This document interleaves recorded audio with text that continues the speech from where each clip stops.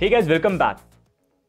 तो एक काफी अनएक्सपेक्टेड स्टेटमेंट अगर आप देखेंगे सेबी की चेयरमैन की तरफ से आई, जहां पर उन्होंने क्रिप्टो मार्केट का मेंशन किया। वो रिसेंटली यहां पर इंडियन स्टॉक मार्केट के ऊपर बात करी थी और वहां पर वो बात करी थी कि सेटलमेंट के अंदर वो कुछ चेंजेस यहां पर लेके आएंगे और लेके आना जरूरी है अगर इंडियन स्टॉक मार्केट को यहां पर क्रिप्टो मार्केट के साथ कंपीट करना है। क्या उन्होंने बोला, आइए हम क्लिप के अंदर देखते हैं। Our logic is that we have an extremely well regulated, risk mitigated market. Okay? Where we have retail investors, foreign investors, everybody here. The liquidity is a nice, what we call a lit market, right? Which means transparent.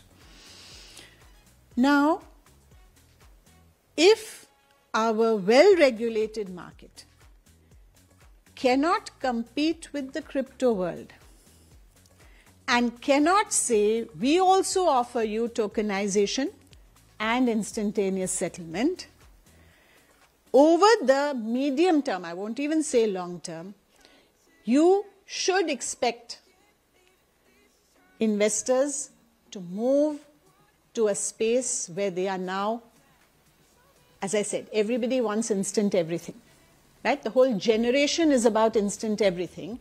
So why should anyone believe that tomorrow, if an alternative is available with instant settlement, tokenization, and they say the regulated market doesn't offer it, you should expect people to move.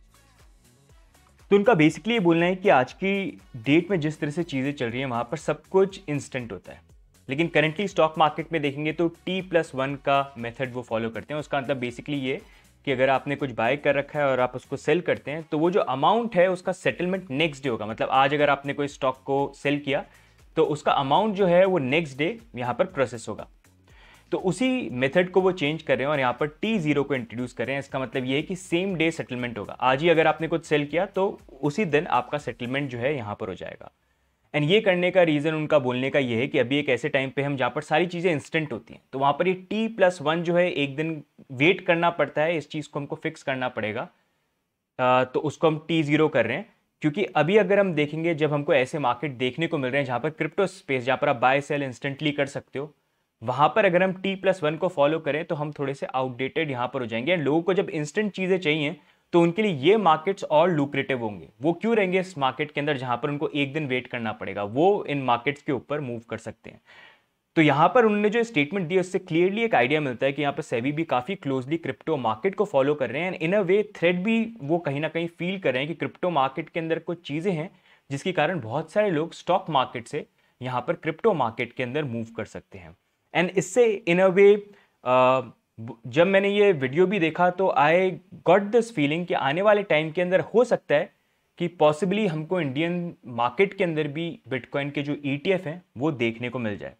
क्योंकि इन अ वे अगर हम देखेंगे major problems किसी भी country के अंदर crypto को लेके भी क्या है, स्पेशली इंडिया के अंदर, कि होता ही है कि जब क्रिप्टो बाय करने होते हैं तो लोग एक्सचेंजेस भी आते हैं, क्रिप्टो एक्सचेंजेस पर, वहाँ पर जाके वो क्रिप्टो को बाय करते हैं, फिर वो सेल्फ कस्टडी ले सकते हैं या फिर उनको वो आने वाले टाइम पे दूसरे एक्सचेंजेस में ट्रांसफर कर सकते हैं। तो जब ये होता है तो इसमें इंडियन रुपीज़ यूजुअली बैंक के अंदर होते हैं और बैंक के लिए इंडियन रुपीज़ बहुत इंपॉर्टेंट होते हैं क्योंकि वो लिक्विडिटी होती है जिसके थ्रू वो और हायर इंटरेस्ट पे दूसरे लोगों को लोन देते हैं। लेकिन अगर वही पैसा निकल जाएगा, लोग खुद ही बैंक अपने पॉकेट में लेके घूमेंगे, तो वो बैंक्स के लिए एक प्रॉब्लम यहाँ पर बन जाती है। तो वो ETF के थ्रू कहीं ना कहीं सॉल्व हो सकती है, जहाँ पर वो लोगों को अगर इन्वेस्टमेंट करना है तो वो कर सकते हैं, लेकिन पैसे जो है बेसिकली यहाँ पर बैंक के अंदर ही रहेंगे।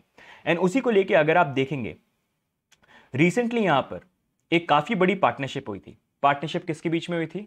जियो फाइनेंशियल और ब्लैक रॉक के बीच में। और ब्लैक रॉक अगर आपको नहीं पता, दुनिया का सबसे बड़ा एसेट मैनेजर है जो $10 ट्रिलियन अपने एसेट के नीचे एसेट्स में मैनेज करता है। साथ में अगर आप देखेंगे इनके बहुत सारी ETF हैं, अलग अलग ETF इन्होंने बना रखे हैं, मतलब बहुत कंट्रीज में, ऑलमोस्ट 30 कंट्रीज में ये हैं इनके ऑफिसेज, 100 कंट्रीज के अंदर इनके क्लाइंट्स हैं। तो ये इनका फोकस ज़्यादा इन्वेस्टमेंट बेसिस पे होता है कि म्यूचुअल फंड्स हो गए, ETF हो गए, अलग अलग नए एसेट्स आ रहे हैं उसके ETF हो गए। एंड वहीं पर अभी इंडिया को एज अ पोटेंशियल ऐसी कंट्री देख रहे हैं जहाँ पर काफ़ी ग्रोथ की अपॉर्चुनिटी है। इसी कारण से यहाँ पर ब्लैक रॉक ने जियो के साथ पार्टनरशिप करी है फाइनेंस के अंदर, जहाँ पर रिसेंटली उन्होंने म्यूचुअल फंड्स को लेके भी यहाँ पर जो लाइसेंस है वो एक्वायर करा, उसके लिए फाइलिंग यहाँ पर करिए। जियो फाइनेंशियल, जिसका नाम बेसिकली जियो ब्लैक रॉक ये बोल रहे हैं, 50-50 एक तरह से आई थिंक पार्टनरशिप है, जहाँ पर उन्होंने यहाँ पर म्यूचुअल फंड का जो लाइसेंस है उसके लिए भी यहाँ पर अप्लाई किया है।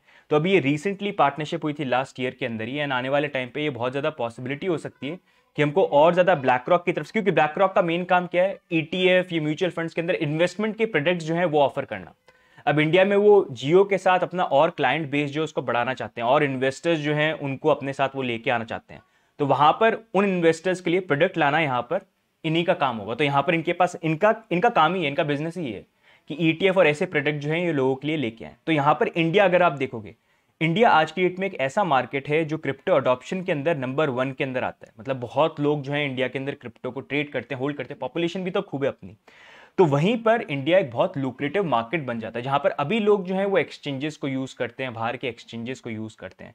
तो वहां पर अगर ETF आ जाते हैं स्टॉक मार्केट्स के अंदर, तो वो एक काफी जो प्रॉब्लम या कंसर्न्स यहाँ पर गवर्नमेंट भी देखती है वो फिक्स हो सकती है। साथ में ये भी एक कंसर्न कि यार स्टॉक मार्केट से लोग निकल के क्रिप्टो मार्केट में नहीं चले जाएं। जो आप देख सकते हो, जब भी क्रिप्टो मार्केट बूम करता है तो काफी स्टॉक के जो एक्सपर्ट हैं वो भी इस चीज को बोलते हैं कि क्यों स्टॉक मार्केट से लोग निकल के जा रहे हैं, और ये काफी बड़ा एक थ्रेट उनको लगता है कि मार्केट से निकल के जा रहे हैं, बैंक में से पैसा जा रहा है। तो उस चीज का फिक्स कहीं ना कहीं इसके थ्रू आ सकता है। अब ये आने वाले टाइम के अंदर यहाँ पर ETF आता है कि नहीं आता है, आई फील इंडिया के अंदर भी आने वाले टाइम पे आएगा। जब से US में आ गया, वी कैन ऑलरेडी सी कि बाकी कंट्रीज के अंदर भी धीरे धीरे ये ETF ऑफर हो रहे हैं। एंड आने वाले टाइम के अंदर इंडिया के अंदर भी हमको ये चीज़ हो सकता है कुछ टाइम लगे, लेकिन होते हुए देखने को मिल सकती है, जो एक ऑल्टरनेटिव बन सकता है। क्योंकि ये मार्केट कहीं नहीं जाने वाला, लेकिन ये मार्केट ग्रो करेगा, और ग्रो करने में गवर्नमेंट भी और रेगुलेटर्स भी अपनी तरफ से ऐसे प्रोडक्ट्स को देखेंगे जो उनके कंसर्न्स को कहीं ना कहीं एड्रेस करता है, जिसमें से ETF एक यहाँ पर पॉसिबिलिटी हो सकती है। बट देखते हैं आने वाले टाइम पे वो चीज़ होती है कि नहीं होती है। इसके ऊपर आपके क्या व्यू पॉइंट्स है वो आप डेफिनेटली यहाँ पर शेयर करना। लेकिन इसी से नेक्स्ट मूविंग ऑन अगर हम बात करेंगे, तो यूजुअली हम देखते हैं कि ये बात होती है कि कैसे क्रिप्टो मार्केट के अंदर मैनिपुलेशन होते हैं, पंप एंड डंप एंड सारी चीज़ें यहाँ पर होती है, प्राइस मूवमेंट यहाँ पर लोग प्लान करते हैं। अब इसी चीज़ को अगर आप लेके देखेंगे, स्टॉक मार्केट जो हाईली रेगुलेटेड है, वहाँ पर SMEs को लेके, मतलब जो 5,000 करोड़ ऐसे करके जो स्मॉल बिजनेसेस हो गए, उनका अगर आप देखोगे, उनको लेके यहाँ पर खुद सेबी की चेयरमैन ने बोला कि IPO के टाइम पे और इनफैक्ट उनकी ट्रेडिंग के अंदर भी बहुत ज़्यादा मैनिपुलेशन यहाँ पर प्लान होता है। एंड उस चीज़ को हम भी आइडेंटिफाई कर रहे हैं और आने वाले टाइम पे उसको फिक्स करने की कोशिश करेंगे, लोगों को भी अवेयर करने की यहाँ पर कोशिश करेंगे। तो ये क्लिप जो है इसको भी आप सुनिए, यहाँ पर एग्जैक्टली उन्होंने क्या बोला है। The first step we took, as you know, was many of the surveillance measures like ASM, GSM, which earlier were not applicable on the SME board, have been made applicable there. And the principal objective of that is really to try and mitigate the risk of price manipulation. Having said that, the reality is that these are relatively small entities. The market cap is small, the free float is small. It is relatively easy to manipulate both at the IPO level and at the trading level. So is there something more that needs to be done? I think as a first step, we are clear that some more disclosure in terms of risk factors. So for investors to understand that the SME segment is different from the main board, the regulations are different, the disclosures are different, and therefore the nature of the risk is different. I think it's important for SEBI to underline that in terms of disclosures to the investors.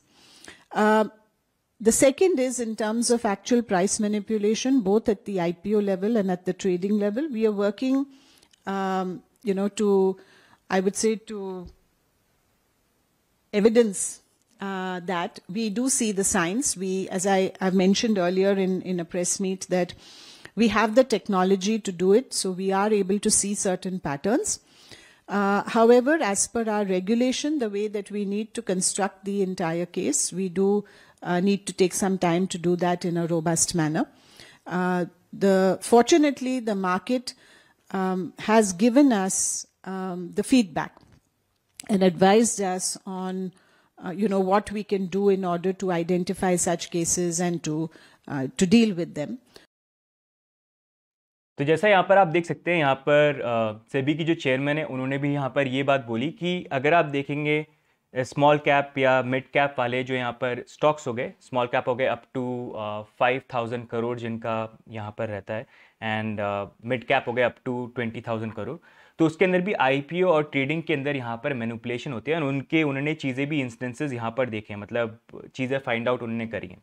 तो उसी को लेके they want to take action आने वाले time पे। एक तो लोगों को भी अवेयर करना कि ये जो मिड और स्मॉल कैप वाले जो स्टॉक्स होते हैं वो बाकी स्टॉक्स की तरह नहीं जो बड़े स्टॉक्स यहाँ पर हो गए, तो they need to be careful, and साथ में अगर ऐसे कोई मैनिपुलेशंस हो रहे हैं तो उसके अगेंस्ट में भी एक्शन यहाँ पर लें। तो इससे भी एक खुद आइडिया मिलता है। जब ये वैसे उनका इंटरव्यू आया था, काफ़ी स्टॉक्स जो हैं वो भी यहाँ पर डाउन हुए, उनके प्राइस के अंदर भी फॉल हमको देखने को मिला, लेकिन ओवरऑल एक आइडिया देता है कि जैसे हम बात करते हैं क्रिप्टो के अंदर भी मैनिपुलेशन होता है, वैसे आप देख सकते हैं स्टॉक मार्केट जितना रेगुलेटेड है उसके अंदर भी यहाँ पर कहीं ना कहीं मैनिपुलेशन होता है। तो आज के वीडियो में guys I wanted to give you an update कि यहाँ पर सेबी की जो चेयरमैन है उन्होंने क्या बोला है, एंड बेसिकली यहाँ पर जो उन्होंने जो मेंशन किया क्रिप्टो मार्केट को, आई थिंक वो एक काफ़ी अच्छा आइडिया देता है कि सेबी भी काफ़ी डीपली पूरे क्रिप्टो मार्केट को स्टडी कर रही है, एंड एज अ कंसर्न देख रही है कि बहुत सारे लोग जो है स्टॉक मार्केट से कहीं ना कहीं मूव आउट कर रहे हैं। हो सकता है आने वाले टाइम पे हमको ऐसे सोल्यूशंस या ऐसी चीज़ें भी, ऐसे स्टेप्स सेबी की तरफ से भी देखने को मिले जहाँ पर ETF वगैरह ऐड हो सकते हैं पॉसिबली।